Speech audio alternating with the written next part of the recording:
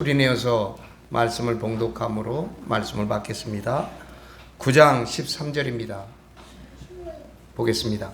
여섯째 천사가 나팔을 불매 내가 들으니 하나님 앞 금제단 네 뿔에서 한 음성이 나서 나팔 가진 여섯째 천사에게 말하기를 큰 강 유브라데에 결박한 네 천사를 놓아주라 하매 네 천사가 놓였으니 그들은 근년 월 일 시에 이르러 사람 3분의 1을 죽이기로 준비된 자들이더라. 마병대의 수는 2만만이니 내가 그들의 수를 들었노라. 아멘. 이는 주님의 말씀입니다. 하나님의 크신 은혜와 우리 구주 예수 그리스도의 사랑과 성령님의 이 말씀이 무더위 가운데 있고 또 잦은 폭우 속에서 늘 조심을 요하는 이 장마 기간 동안 사랑하는 성도들 모두 위에 충만히 함께하여 주시고 지켜주시고 보호하여 주시기를 간절히 축원합니다. 축복합니다. 영상으로 말씀을 듣는 가정들 위에도 동일한 은혜와 축복이 임하시기를 바랍니다. 여섯째 천사가 나팔 불지요. 다섯째 천사가 9장 1절에 나팔을 불었습니다. 한번 되새겨 보면 다섯째 나팔의 재앙을 보면 상층부로부터 지상에 내리는 재앙이 있는가 하면 하층부인 무적행으로부터 올라오는 재앙이 있었습니다. 두 재앙이 다섯째 나팔 재앙이 있었고 또 한 가지 특징은 사탄은 성도들뿐만 아니라 평소에 그의 도구로 삼아온 불신자들까지도 악인들까지도 공격해서 극렬한 고통에 빠뜨리게 한다는 점을 우리가 다섯째 나팔 재앙에서 살펴보았습니다. 이제 여섯째 나팔을 불매 내가 들으니 하나님 앞 금제단 네 뿔에서 그랬습니다. 하나님 앞 금제단 네 뿔에서 한 음성이 나서 하나님 앞 금제단 네 뿔이라는 것은 제단이 두 개 있어요.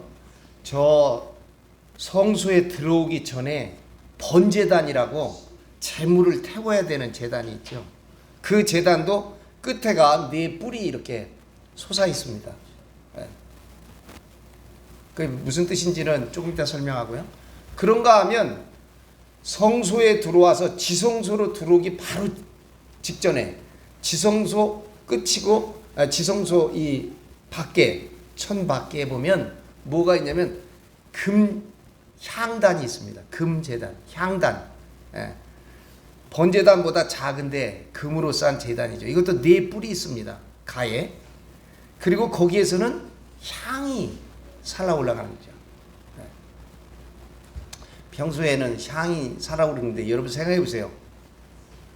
1년에 한 번씩 대제사장이 대속물로 잡은 피를 가지고 가서 그 뿔에 바릅니다. 뿔을 바르고 그러니까요. 그 안에가 그 안팎이 비린내가 좀 나겠죠. 그러니까 거기 향이 피어요. 향이. 그런데 그 하나님 앞 지성소 앞에 있는 금 향단, 금 제단 네 뿔에서 음성이 난다. 음성이 났다.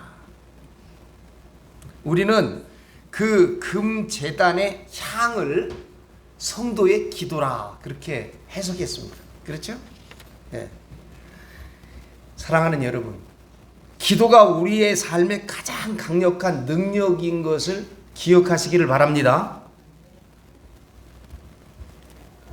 그리고 기도는 우리의 어려움을 극복하는 유일한 답입니다.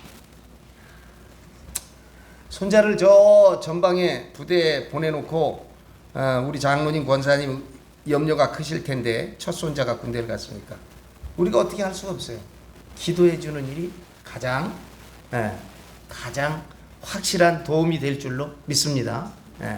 특별히 이렇게 자녀나 손자를 보내는 그 기간 동안은 나라와 민족 방위선을 지키는 군인들을 위해서 우리 병사들을 위해서 기도할 좋은 절호의 기회입니다. 자녀들에게도 당부하셔서 꼭 기도하도록 그렇게 하시기 바랍니다. 어려운 일이 많은데 제가 그 한참 나이에 저도 군의 생활하면서 늘 하나님의 지키심과 도우심을 받은 그런 순간순간의 기억들이 있는데요. 그럴 때 보면 늘 어머니가 기도하고 계셨다고 하는 사실입니다. 어머니가 저를 위해서 늘 기도해 주신 걸 볼 수 있어요. 저희 부대 뒤에 태풍 사격장이라는 큰 사격장이 있었어요. 헬기도 나와서 거기다 폭격하고요.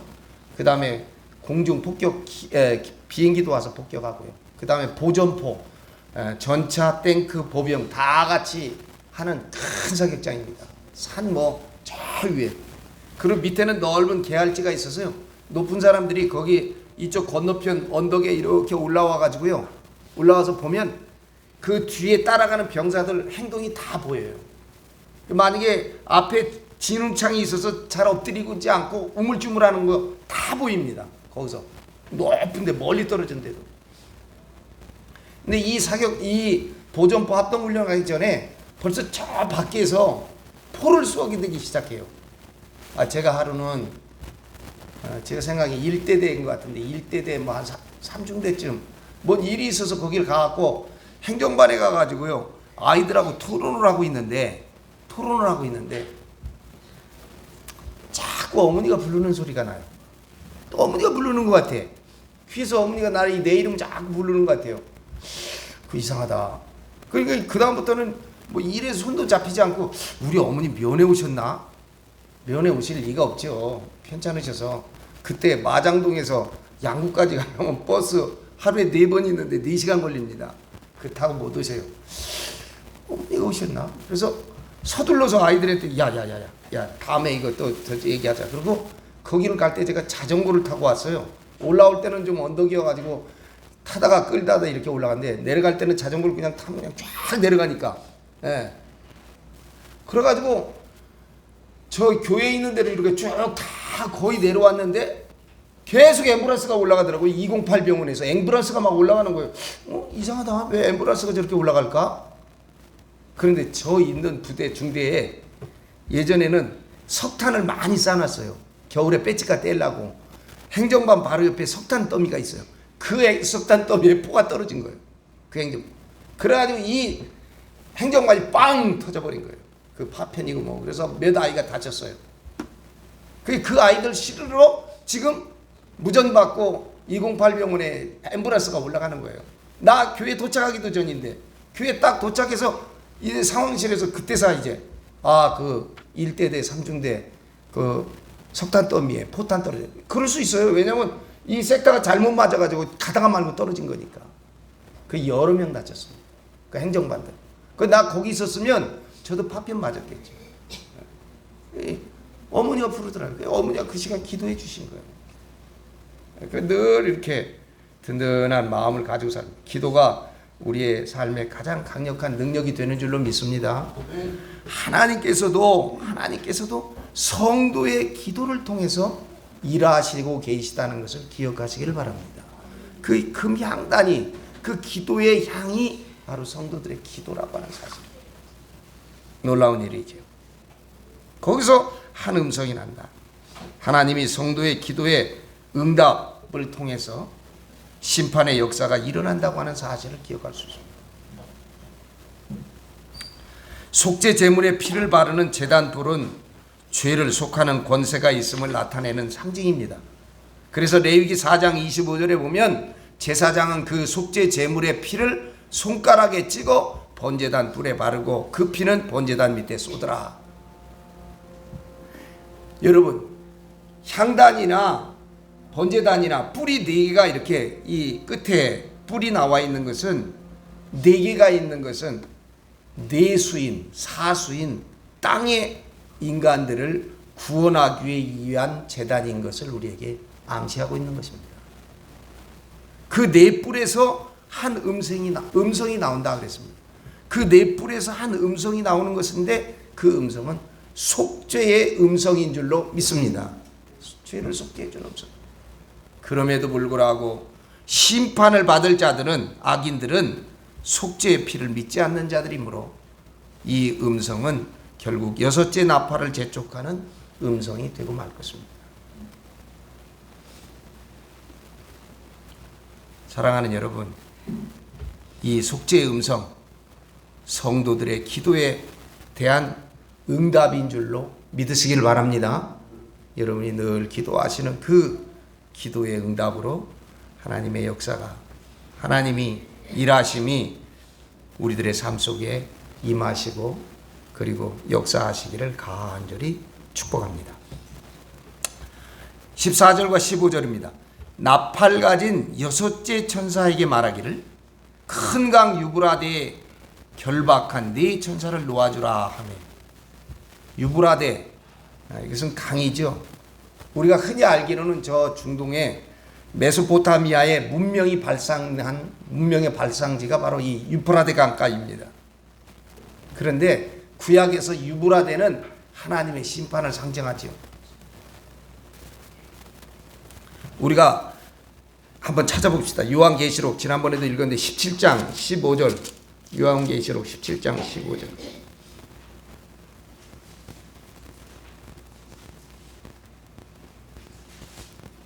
요한계시록 17장 15절입니다. 보겠습니다. 시작.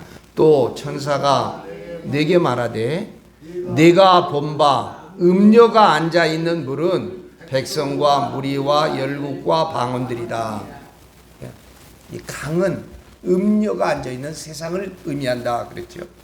큰 강 유브라데에 결박한 네 천사를 놓아주라 하매 여섯째 천사가 말합니다.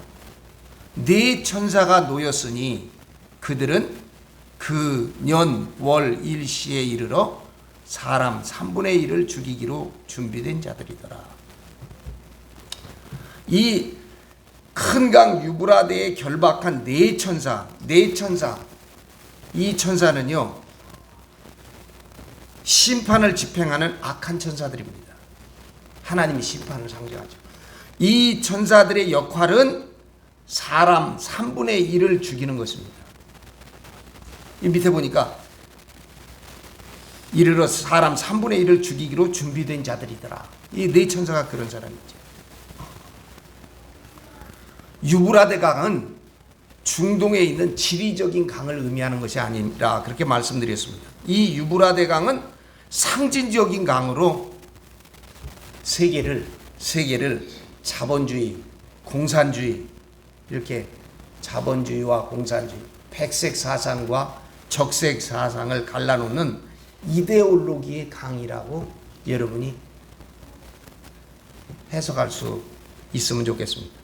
이 유브라데 강, 이 강의 원어의 원어는, 이 말의 원어는 큰 자궁이다, 그런 의미를 가지고 있는데, 음녀의 자궁에서 흐르는 더러운 물이 세상 나라를 오염시켜 바다를 이루고, 끝날 만국은 이 백색 사상, 적색 사상으로 서로 대립해서 서로 판이 나누어 싸움을 하게 되었으므로 이 유브라데 강은 이데올로기로서 동서를 가름하는 상징적인 강이 될 것이다. 여기서 여러분 이 강을 중심으로 아수르나 바벨론이나 메데나 파사, 페르시아, 메소포타미아, 바벨로니아, 아수르 이런 큰 나라들이 여기를 중심으로 일어나게 되죠. 이 글을 읽으면서 요즘에도 뭡니까? 요즘에도 점점 시간이 가면 갈수록 우리가 과거에 있었던 냉전에서 돌이켜서 이 전 세계가 글로벌한 세계화된 하나의 지구촌으로 형성되어 가다가 푸틴은 공산주의 사상가 아닙니까? 공산혁명에 아주 가장 첨예한 사람입니다.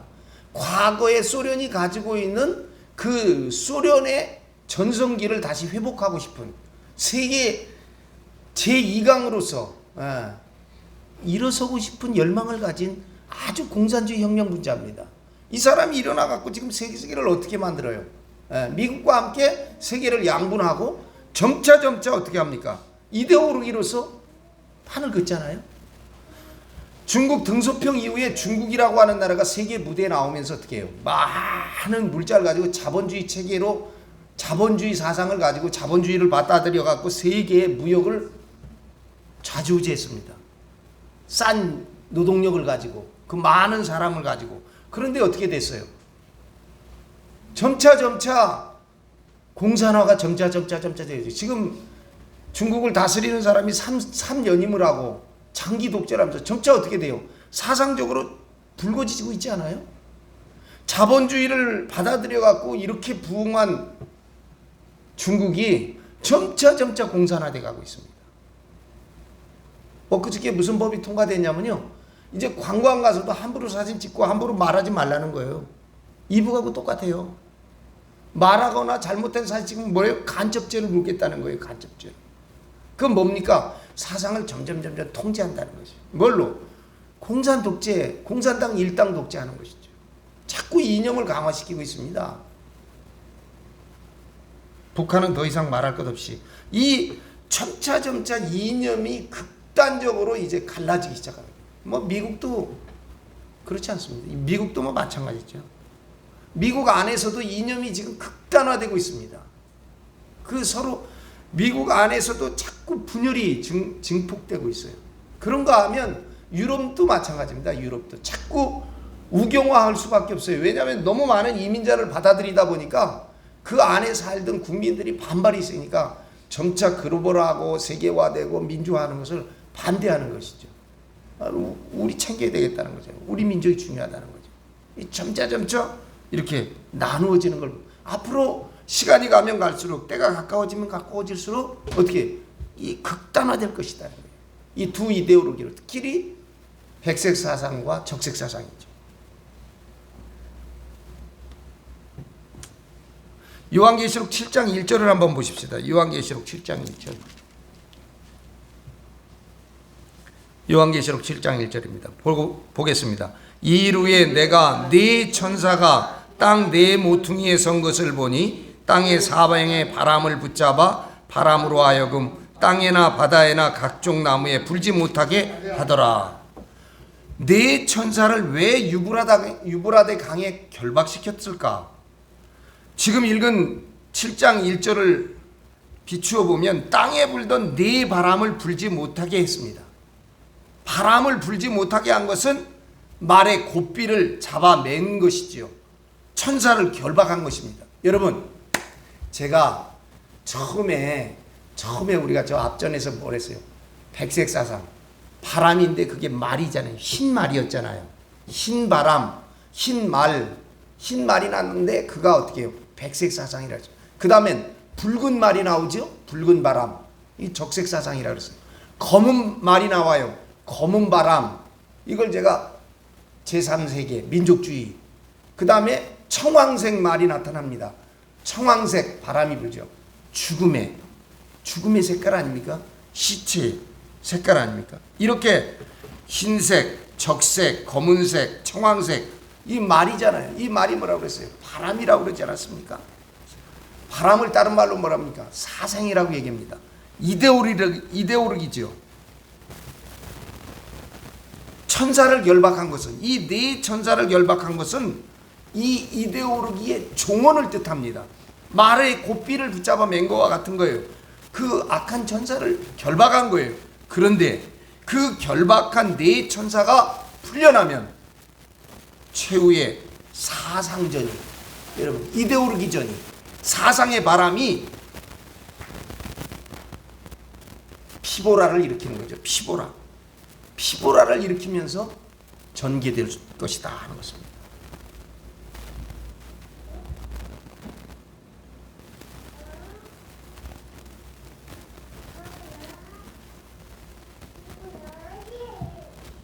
최근에 현 정부가 지지율이 너무 얕으니까 대통령이 나서서 해서는 안 되는 극단적인 발언을 하는 것을 제가 듣습니다. 그것은 이 우리 땅에 있는 갈라치기죠. 좌도 있고 우도 있을 수 있습니다. 진보도 있고 보수도 있을 수 있어요. 근데 이런 것들을 부추기는 발언을 지금 서슴없이 던져대고 있습니다. 결국 쉽게 얘기하면 우리가 김대중 대통령 때부터 들었던 아주 귀가 못이박히 들었던 빨갱이 논쟁이죠. 빨갱이 논쟁. 빨갱이들이라는 거예요. 경제가 바닥이고 정부가 들어서서 뭐 특별히 잘 해내는 게 없어요. 하는 일마다 희지부지 되고 말이에요. 희지부지 되고 뭔가 내놓을 만한 게 없습니다. 하는 것마다 문제가 많고 외국 나가서 실수하고 그러니 당연히 인기가 있을 수 있겠습니까? 대안이 있는가? 대안이 없어요, 여러분. 이번에 대통령이 수능 5개월 앞두고 아이들이 지금 군대 제대하기 말년병장 같은 애들이에요. 걔네들은 얼마나 조심하는지 몰라요. 예. 조그만 거 하나에도 신경이 날카로워지고요.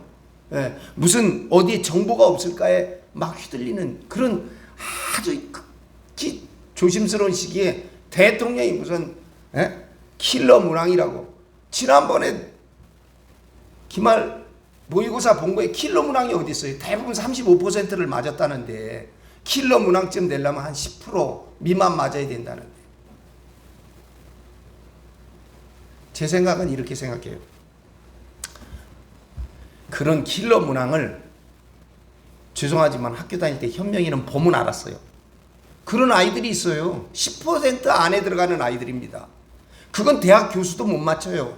왜 그러냐? 문제를 꼬아놨기 때문에 그렇죠. 복잡하게. 그거는 고시대 그런 목적을 위해서 공부하는 아이들에게만 맞는 문제입니다. 그거는 저도 못 풀어요. 그건 교수들이 못 풉니다. 왜냐면 교수들은 그렇게 공부 안 해요. 그렇지 않습니까? 전문적이고 깊이 있게 공부를 하지 시험 문제 하나 둘 맞히는 그런 공부를 하지 않습니다. 근데 그 문제를 꼬아놓음으로써 어떻게 해요? 지금 아주 잘못되어진 아이들 줄 세우는 거 1등부터 꼴등까지 줄 세워서 딱딱 잘라서 서울대 그 다음에 연대 고대 이렇게 쓰려고 시험을 보는 거예요. 이거는 아주 미개한 방법이죠. 시간이 가더라도 전체적으로 아마 이게 새로 고쳐질 것입니다. 우리 손자 대학 갈 때쯤 되면 아마 좀 없어질는지 모르겠어요. 그거를 100년 대계를 보고 천천히 손을 봐야지. 여러분 박물관에 가면요 휘영이는 저보다 어떤 사실에 대해서 더 잘 알아요. 왜냐하면 걔가 그거에 관심이 있기 때문에 꽂혀서 책을 많이 읽었어요. 우리가 모르는 걸 알아요. 일반 교수들은 그렇게 공부 안 합니다. 여러분 학문이 높아지면 높아질수록 그거는 그 아이들에게만 맞는 문제예요. 그거 다시 그 아이들이 그런 문제 풀겠습니까? 대학교가 진학되고 나면 그런 걸 대통령이 건드리면 안 돼요. 그런 거를 혼란만 부추기잖아요. 되지 않습니다. 이거.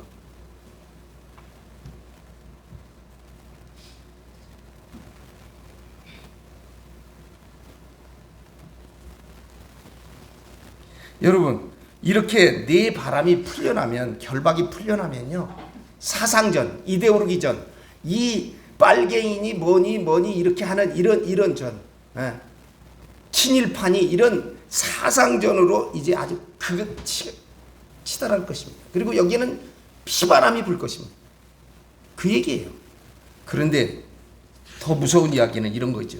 네 천사가 놓였으니 그들은 그 연월시 그 연월시가 뭐예요? 그 연월시 여러분 이게 뭡니까? 이게 사주팔자예요. 몇 년, 몇 월, 며칠, 몇 시 4개의 기둥 8글자 이게 사주팔자입니다. 인류 운명의 사주팔자입니다. 이게 인류 운명의 사주팔자인데 이 하나님이 예정한 이 비밀의 시간을 의미하는 것입니다. 마태복음 25장 13절에 그런즉 깨어있으라 너희는 그날과 그때를 알지 못하느니라. 이게 인류 문명의 사주팔자입니다. 사주입니다. 인류의 3분의 1이 앞으로 이 사상전, 이 이데올로기 전쟁에 말미암아 죽게 되는 그 연, 그 월, 그 일, 그 시는 아무도 모른다는 것입니다. 가공할 사륙의 때를 하나님은 예정해 두시고 있는데 이 인류의 사주팔자를 어느 점장이가 이걸 알 수 있겠습니까? 뭐 옛날에 여호와 증인도 한번 마지막 때가 임했다. 다미 성교회 구원파 다 실패하지 않았습니까? 비성경적인 예언들 다 우리 여기에 미혹당하거나 여기에 유혹당이죠. 사랑하는 여러분, 그 날과 그때는 아무도 모르고 하나님만이 아시는 비밀입니다. 마태복음 24장 36절에 그 날과 그때는 아무도 모르나니 하늘의 천사들도 아들도 모르고 오직 아버지만 아시느니라. 때문에 깨고 또 깨고 깨어 있는 자만이 이 두려움에서 두려울 것 없이 이 두려움을 이기게 될 줄로 믿습니다. 이런 사상전, 이런 성경이 예고하고 있는 이런 바람을 놓는 이 결박되었던 이 네 말을 놓는 이런 것들에 가장 첨예하게 지금 현 정부가 있다고 저는 생각이 들어요. 스위스 같은 나라는 여러분 영세 중립국이라고 그래요. 거긴 자기네는 공산주의, 민주주의 필요 없다 이게요. 공산주의도 좋고 민주주의 받아들인다는 거예요. 나는 한국이 좀 더 잠깐만 세계를 문화적으로도 주도하고 젊은이들은 젊은이대로, 정치인들은 중국과도 러시아하고도 뭐 전쟁하고 있는 우크라이나하고도 미국하고도 일본하고도 유연해야 되겠죠. 왜 이렇게 한쪽으로만 몰아가면서 그 천병에 서 있는지. 미국은 미국대로 중국하고 자기네들 이속 다 차리고, 일본은 일본대로 중국과 다 수교하고 하는 거예요. 우리는 이 사상전에 제일 천병에 서서 오도가도 못하는 신세가 되지 않을까. 너무나 안타깝습니다. 16절 마병대의 수는 2만만이니, 마병대는 중무장한 부대죠. 중무장한 군대를 마병대라고 합니다. 수가 2만만이니, 2만만은 계산해 보면 2억입니다. 2억. 내가 그들의 수를 들었노라. 2만만이라고 하는 것은 해야 돼. 조금만 있다가 할아버지 끝나면 너 해.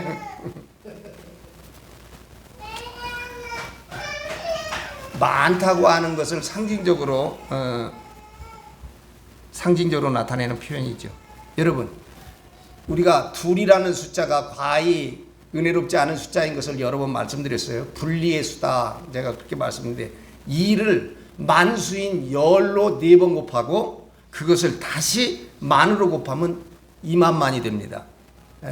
이 말은 셀 수 없이 그 숫자가 무수하다라고 하는 것을 의미하고 있는 겁니다. 이것은 마귀의 분열수, 이를 극대화한 수다, 그렇게 말할 수 있죠. 전 세계적으로 무시무시한 전쟁이 있을 것이다 라고 하는 것을 암시하는 것입니다.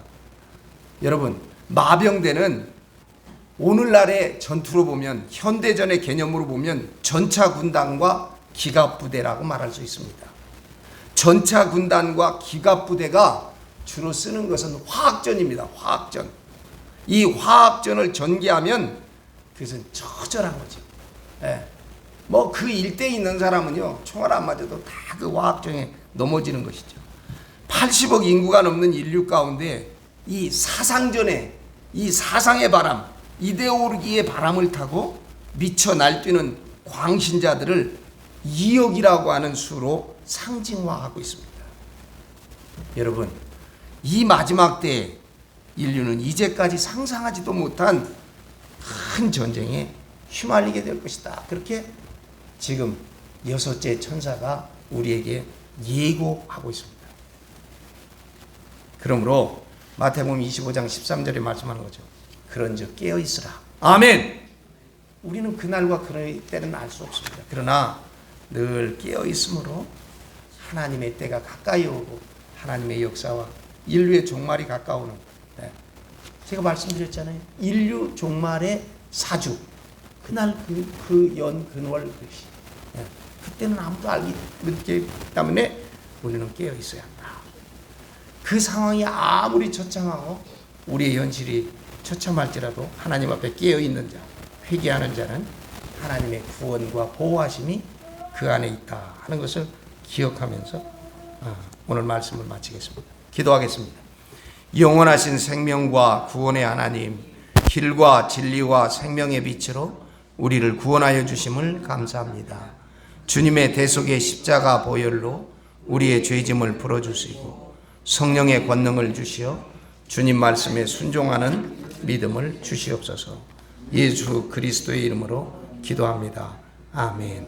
사랑과 자비의 하나님 아버지, 은혜 가운데 한 해의 절반을 보내게 하시고 오늘 맥주 감사주의를 맞게 하여 주시오니 감사하고 감사합니다. 지나간 반년도 광야 같은 세상 가운데 버려두지 아니하시고 주의 인도하심을 따라 순종의 길을 걷게 하시니 감사하고 감사합니다.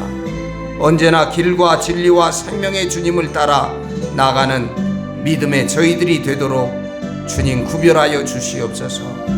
헛된 육신의 생각과 행실을 저버리고 하나님 자녀로 살아 그 영광에 참여하는 저희들 되게 하시고 구원의 백성 삼아 주시옵소서. 가라지가 아닌 알곡의 신앙이 되게 하여 주시옵소서. 남은 날들도 믿음의 성장과 성숙에 전념하여 더욱 주님의 형상을 닮아가는 저희들이 되게 깨어있게 하여 주시옵소서. 성령 강림 절기 동안 더욱 기도에 힘쓰며 말씀에 힘쓰며 깨닫기를 사모하며 성령으로 충만하게 하여 주셔서 우리 주님의 증인으로 열방에 우리 주님 부활의 복음을 증언할 수 있는 저희들이 되게 하여 주옵소서. 이 땅의 곳곳에 구원의 빛을 비추어 헛됨이 드러나지 않게 하여 주시옵소서. 아버지 하나님, 위정자들을 불쌍히 여겨 주시옵소서. 자기네 이익과 눈앞의 이익 때문에 바른 길을 따르지 못하고 의의 결에 서지 못하며 하나님 악한 말, 유혹하는 말, 꾀임의 말에 빠져서 어두운 길로 치닫는 이들을 긍휼히 여겨 주시옵시고 하나님 깨어나도록 역사하여 주시옵으며 특별히 하나님 이 나라 대통령을 불쌍히 여겨 주시어서 깨어나게 하여 주시옵소서. 어리석음에서 깨어나게 하여 주시옵시고 미혹된 사상에서 깨어나게 하여 주시옵시고 아버지 하나님 임박혀 있는 하나님 그의 삶에서 깨어날 수 있도록 주여 역사하시고 도와주시옵소서.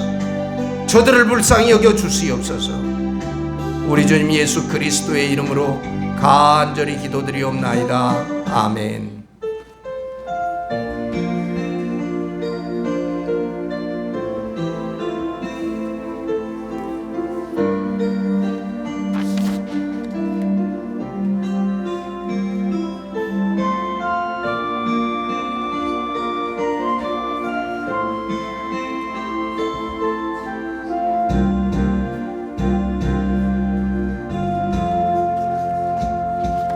갈보리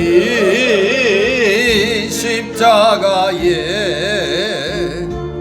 주님을 바라볼 때 하나님